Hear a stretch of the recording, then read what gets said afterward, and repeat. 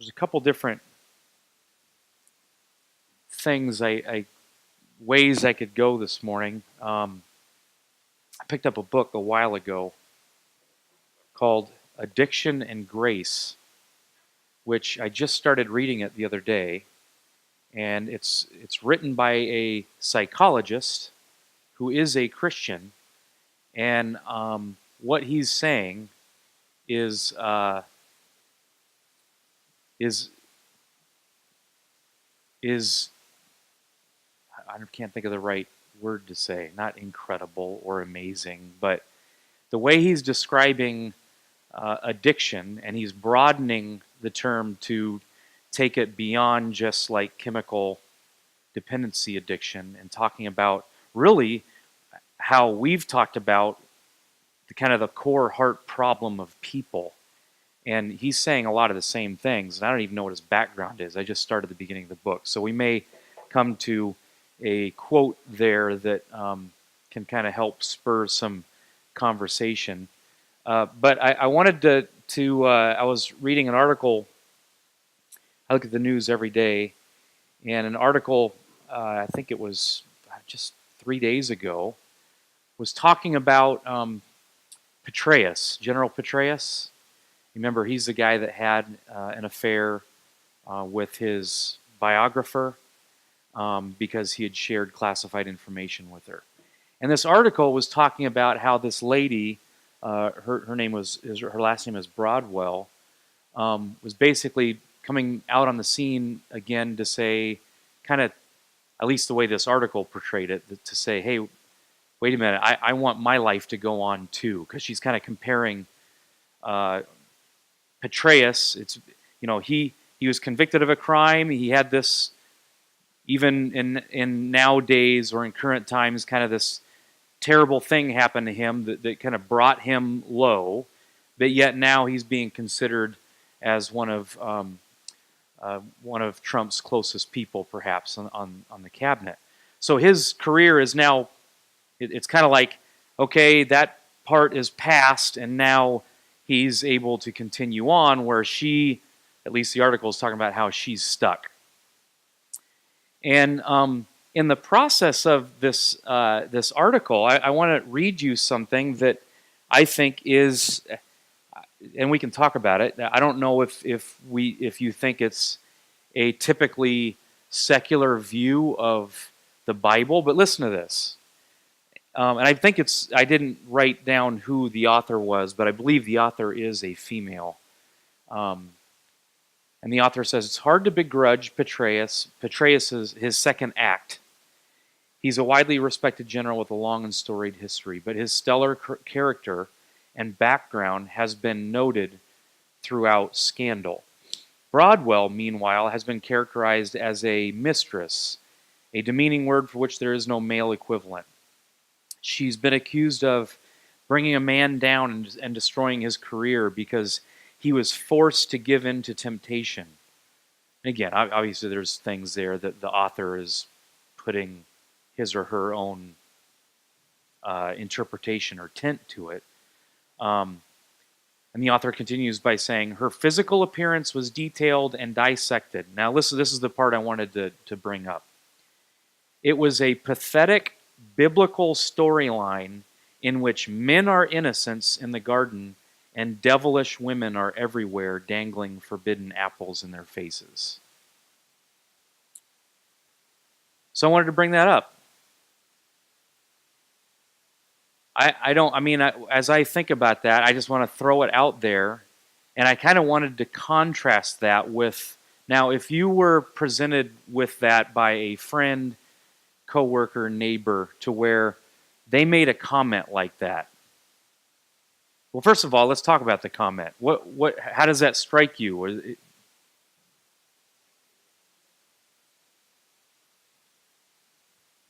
Okay, and this is where I kind of want to go, but do you think that's definitely sexist? Of course, what is being interpreted there? I mean, even as far as the sexist thing, or what are you saying? Yeah, we could talk about the flaw in thinking there, the flaws. definitely, you're right. If you want to talk about logic and saying, well, wait a minute, if this is really the way this happened, but yeah, back to the biblical part. I mean, the reference to the Bible and the reference to, I mean, even it's a pathetic biblical storyline.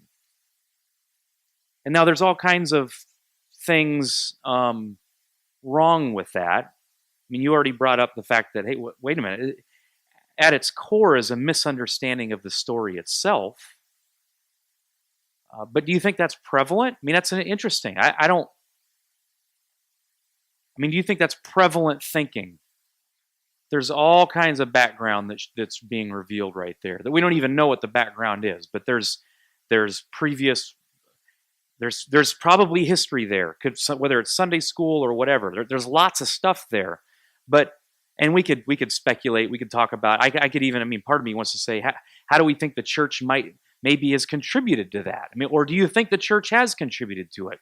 But without getting kind of distracted down that line, I think I'd rather kind of talk about, well, now how would you address that if this was kind of blah, put in your lap by somebody that you know? How would you now, especially in this time of year, even it's perfect. It's kind of a softball on a tee, or I don't know if you think that, but to me, I think that because it's an incredible opportunity to engage somebody, to say, hey, wait a minute, let's take a couple steps back here, and what really is, how do we explain the gospel in light of comments and thinking like that? Yes, there's a very good point to be able to actually explain the story. I mean, my understanding of the Hebrew language there is Adam was there the whole time. Sorry, I just thought of the Marshawn Lynch commercial. I've been here the whole time. If you've never seen it, I shouldn't have brought it up. But yeah, my understanding of the story is Adam was there the whole time. This wasn't the temptress that came to Adam doing whatever she was doing to offer him up fruit that he ignorantly took. No, he voluntarily and willfully disobeyed. And matter of fact, to me, it's even worse because it was almost like he was waiting to see what happened to his wife. Let's wait and see what happens to Eve. Go ahead, be my tester. That's how I think it happened. He sat there and he didn't have the guts, nor the strength, nor the will, nor all kinds of things to be able to step up and say, hey, wait a minute. Either let me do this first, or this is wrong, and let's talk about what's going on here. Yeah, we could go down, that's exactly right. We could say, hey, Eve was truly deceived. I mean, it said she was deceived and she was tricked, even though it's still disobedience and rebellion on her part also. But it's interesting that, yeah, we sinned in Adam. So the whole narrative can change here. But regardless of like a storyline of, okay, I'm right and you're wrong. If I were to be able to sit here with this author to say, okay, let's debate the facts of the story. Instead of that, I mean, that's where I think Jeff and I, and maybe some of you, would have normally gone, maybe even could have a tendency to go, to say, hey, wait a minute, let's lay out the facts here. Now, I think you can do some of that, but in light of what we've been talking about regarding the gospel, how would you now communicate? Where would you go? I talked about an article that I read regarding General Petraeus and the lady that he had an affair with. And the article is talking about how, hey, Petraeus, basically he's gotten through that bad part of his life, and now he's able to continue on with his life and career. And the article is kind of talking about how the lady Broadwell is stuck, and kind of like, hey, this isn't fair. And what I read this quote, and at the end of the quote is, it was a pathetic. So she's been accused, that's Broadwell, has been accused of bringing a man down and destroying his career because he was forced to give in to temptation. Her physical appearance was detailed and dissected. It was a pathetic biblical storyline in which men are innocents in the garden and devilish women are everywhere dangling forbidden apples in their faces. So I'm saying, okay, instead of like, now I have the right information and I'm going to try to correct the person that just said this, How would we address this in our understanding of the gospel now? How would you address that? And try to resist going down the debate. It's really easy to go down the debate. Here's the facts, and I think the original language and just the actual biblical story helps itself. But how do we explain that in light of what we understand about grace? How would you explain the story of Adam and Eve? And it actually it will flow nicely into this book of Addiction and Grace and how he talks about addiction. And just as a spoiler, he talks about how we are all addicts. Chemical addiction is kind of a blatant, even a more,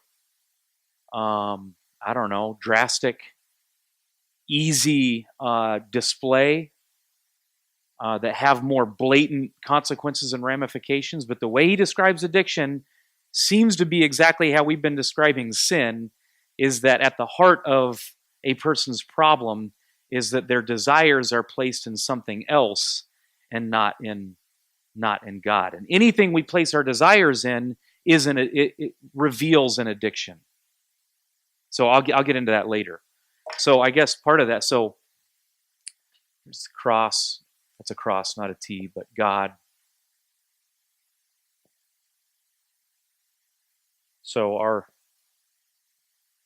here's our heart, our desires, our love. Obviously, God tells us what about where our love should be. I just gave you a clue. What'd you say?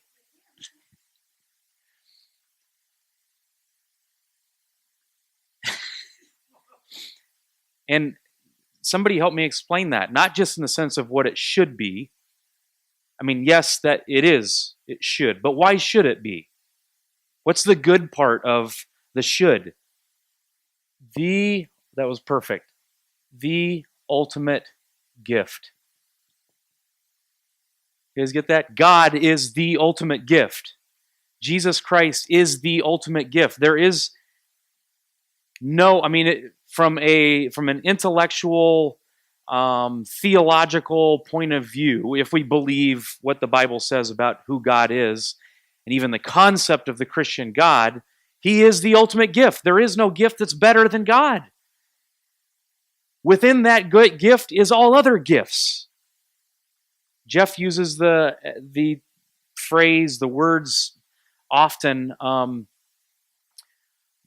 just lost it.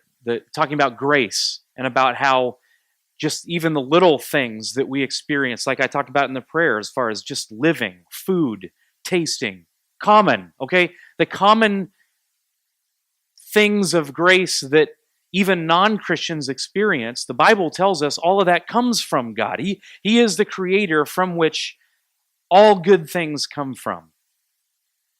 I think on the way 5 minutes down the road where there's a church, the typical billboards out there, he says, give thanks for God is good.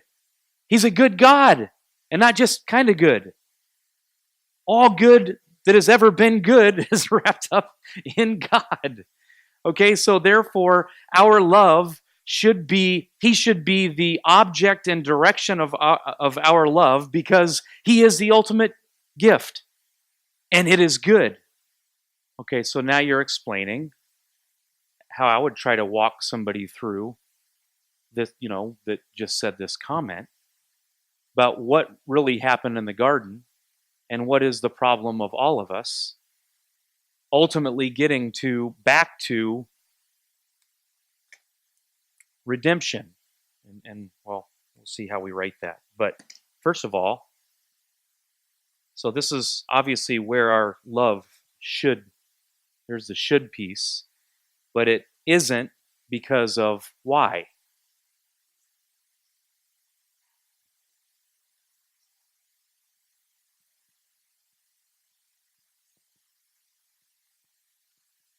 We want something else. Okay, but what's behind that thinking? We want something else. I'll say we think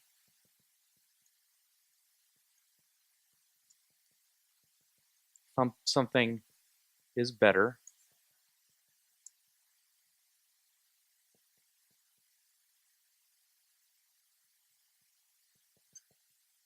Satisfaction is found. I'll do this again. So we want something else. We think something is better. Satisfaction is found as something better. You guys want to list anything else there? What's going on in the human mind and heart here? That he's going to talk about this. So, yeah, and so I'll come back to that. Value, those are all small. I like and I'm putting money, which is, that's all caps. So what about value? Yeah, this is great because this is what this guy is talking about in this Addiction and Grace book. So when we talk about value, somehow, some way, we see value where?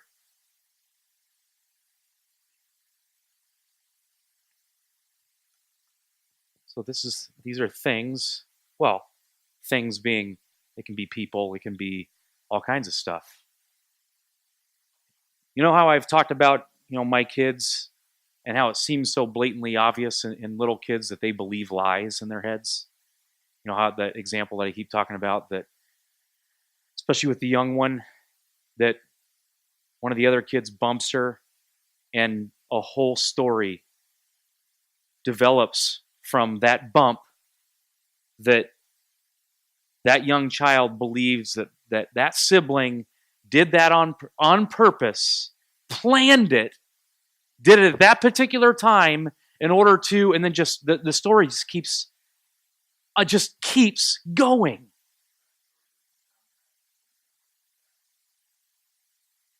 That's right. That's why I'm bringing it up. So these things that you guys we just listed, we want something else. We think something else is better.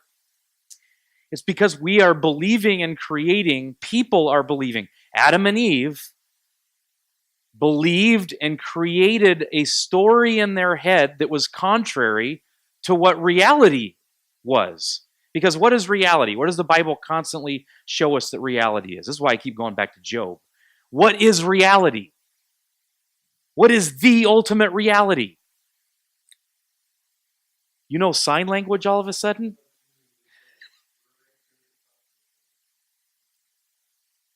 So when we say this is reality or truth, just from a simplistic point of view, what is that truth? I mean, I have specific answers in my head, but you guys can give other ones. Okay? So the reality truth is He is life. There's no life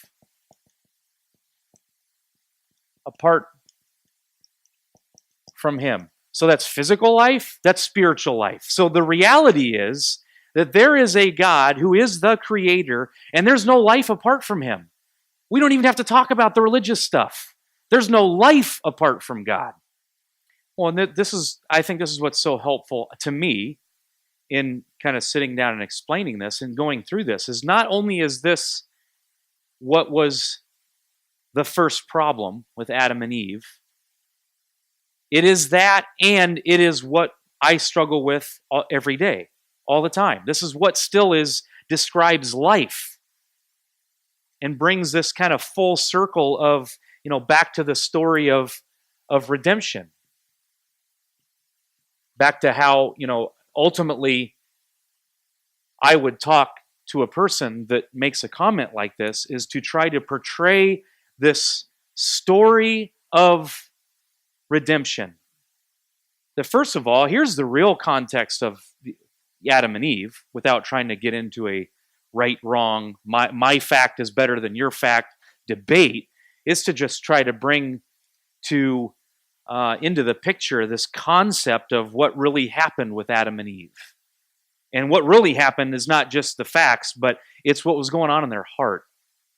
And how every story reflects this story of redemption. So now, and when I say this story of redemption, what do you guys know about that? Or what do you think I'm saying? So now we can start using all of what I believe every story in the Bible now shows us is this story of redemption. And if I can keep on kind of not degrading the word, I say degrade in that, how do I make that more understandable just to anybody? It's this story of rescue. What other words could we just continue to say there? Sorry, Dad, I just started writing this one. So forgiveness, restore, save,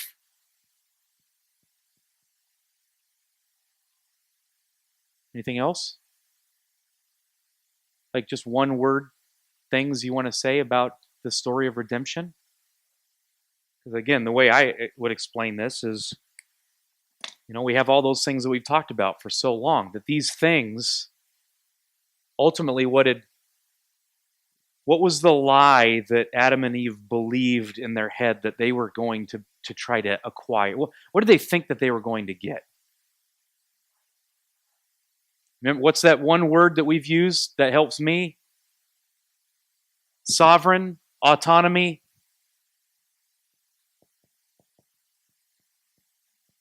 Again, I look at at least my experience as a dad. Other than the word no, what's the next phrase or word that comes out of the mouth of babes? Mine, myself, by myself. It starts with mine first. So it's no, get away from me. And then it's mine, and it's myself. Yeah, these are big words. So then we just use the kid story, and we just put this stuff. Mine, me, no, myself, or self. I don't know about you, but that's all my kids. Maybe I trained them to do that. You have good kids. Yeah, I need help, which is contrary to autonomy or sovereignty. So again, this goes back to, hey, what is truth? It's just like my babies that I've raised, if you want to call it that. They needed my help to live. So here, this I do draw this line because this is part of reality. This is part of truth. But the lie that I believe is what? No, I can make it on my own. I can be autonomous. I can get and acquire things for myself. I can, we can make long lists of that. The reality is, I need help. Something triggered that, Jeff, when you said that. Yeah, I'm trying to. Again, this guy talks about it in crazy detail. How this then turns into something that suppresses free will and freedom. So in our desire for autonomy and sovereignty, we're actually in bondage to addiction. That's where he's saying that this whole thing is a representation of, rather than affixing my desire on reality and the fact that in God, I instead attach it to other things. And now those other things are what make it impossible for me to actually love God and other people. So in my search for freedom, because I don't like this, in my search for freedom, I actually get chains, which just continues to propel the problem. And then the more I try to fix myself, the worse that I am. To where he actually talks about how, you know what this actually does? And this is what we've talked about through all the stories. So this process, in a crazy, ironic way, is actually a process of what? Grace!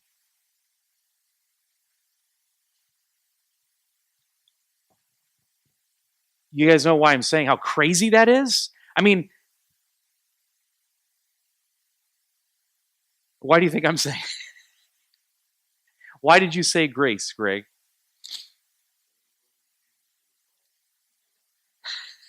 We're adding grace now as a Sunday school answer. You guys get that? Greg wrote some. Maybe I'll bring this up here in the next few weeks. But Greg wrote something regarding this in the story of Adam and Eve that was really impacted me. In that, the whole concept of God, not concept, reality of God kicking Adam and Eve out of the garden. First of all, how have you seen that in the past? Punitive. And why is it merciful?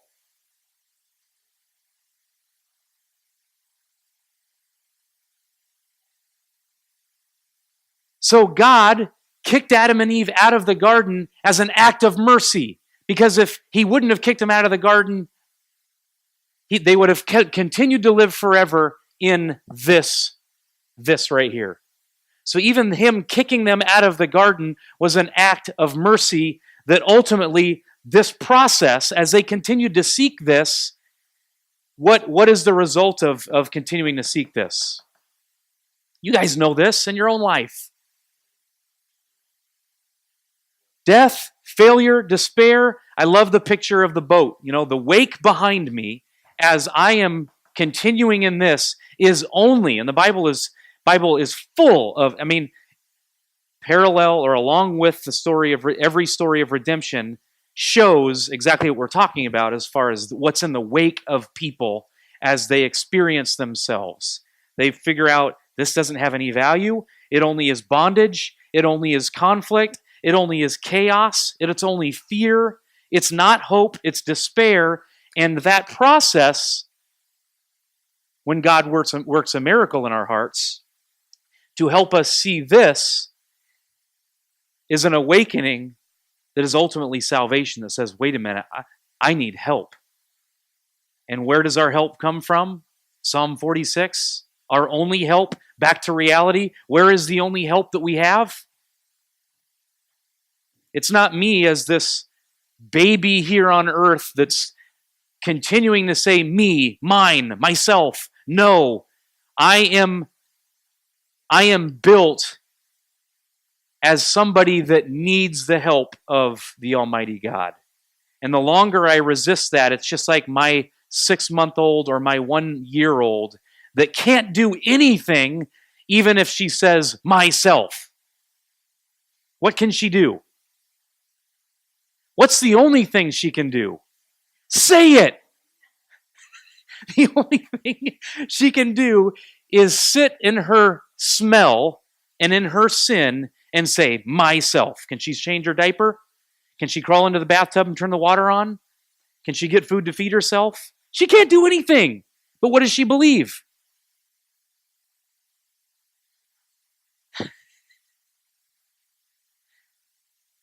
So what does God do? In His grace and in His mercy and in His supremely valuable love, He strives with us, allows us to do this and be this, and then helps us to see this.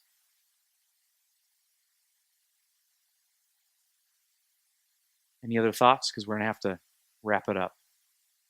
So there is this reality that, yes, we should love God, but back to the reality and truth piece, ultimately, what does God do first? What does He do on His own initiative? Right back to the story, this is the whole story of redemption. So He could, as God, say, hey, you know what, Don Brewer? You should have loved me from the very first time I created you, and you haven't, so therefore, and then fill in the blank. In a negative, punitive way. God instead does what? He says, you know what? I'm going to show you what love is by coming down to you and taking your sin and your rebellion upon my shoulders to the cross and showing you how much I love you, and then pouring out my love on you and my grace. So that when we can love, where did that love originate from? That's right. All right. Well, as usual, this helped me. I don't know if it helped you, but it's about me, right? What's that, Dave? Hey, will you pray to close us down, Dave?